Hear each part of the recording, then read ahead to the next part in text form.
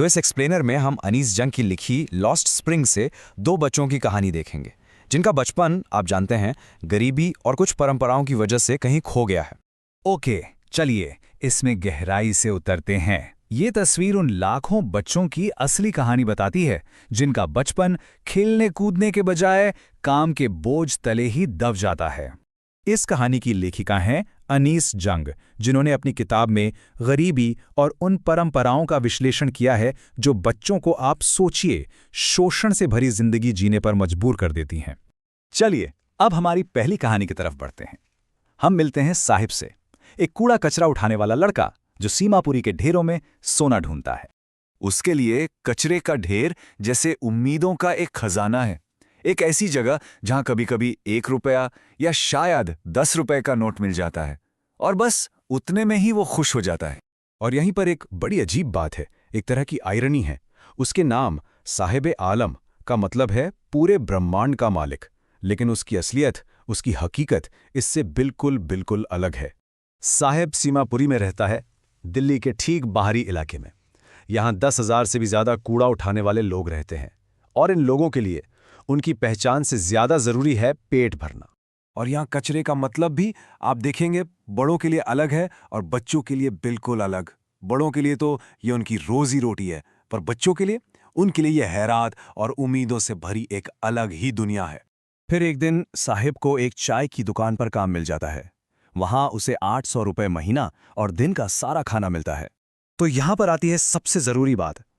भले ही अब उसके पास एक नौकरी है, पर उसके चेहरे से वो बेफिक्री, वो आज़ादी गायब हो चुकी है। वो अब अपना मालिक नहीं रहा। तो ये थी साहब की कहानी। लेकिन अब हम फिरोजाबाद चलते हैं और मिलते हैं मुकेश से, एक ऐसा लड़का जो एक अलग सपना देखने की हिम्मत करता है।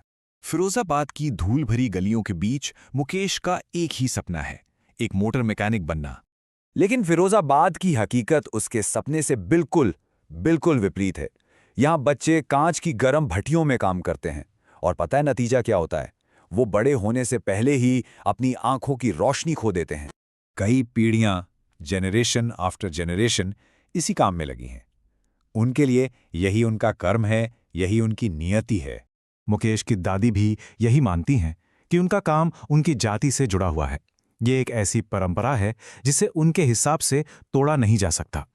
तो यहाँ सवाल ये उठता है कि इन हालातों से निकलना इतना मुश्किल आखिर है क्यों?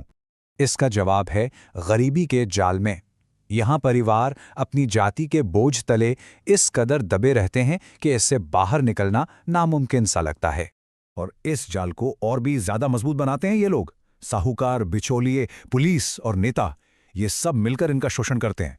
इन सब ने मिलकर बच्चों पर एक ऐसा बोझ डाल दिया है जिसे वो चाहकर भी उतार नहीं सकते, और ऐसे में हिम्मत करना उनकी परवरिश का हिस्सा ही नहीं बन पाता। तो चलिए अब इस पूरी कहानी के जो मुख्य बिंदु हैं उन्हें एकदम जल्दी से दोहराएं। पहली बात, लॉस्ट स्प्रिंग साफ साफ दिखाता है कि कैसे सिस्टम की गरीबी बच्चों से उनका बचपन ही छीन लेती है। दूसरी बात, साहिब ने अपनी आज़ादी छोड़ दी, जबकि दूसरी तरफ मुकेश अपनी किस्मत से आगे का सपना देखने की हिम्मत रखता है। और तीसरी, बिचौलिए और प्रशासन का एक घिनौना चक्र इन परिवारों को शोषण के जाल में हमेशा के लिए जकड़े रखता है। तो अब कुछ जरूरी सवाल। पहला, क्या साहिब चाय की दुकान पर काम करके खुश है? जवाब है नहीं, क्योंकि उसने अपनी आज़ादी और बेफिक्रत बचपन खो दिया है। वो स्टील का कैनिस्टर उसके प्लास्टिक के बैग से कहीं ज्यादा भारी लगता है। और दूसरा सवाल, फिरोजाबाद के मजदूरों को कौन सी ताकतें हमेशा गरीबी में रखती हैं? इसका जवाब है साहूकारों, बिचौलियों, पुलिस, नेताओं और बाबुओं का गठजोड़। वो उन्हें कभी एकजुट होने ही नहीं देते और उनका शोषण करते रहते हैं। ऐसे ही इन्फॉर्मेटिव वीडियोस देखने के लिए चैनल को फॉलो करें और सब्सक्राइब करें। अगर आप कोई नया टॉपिक चाहते हैं तो नीचे कमेंट जरूर करें।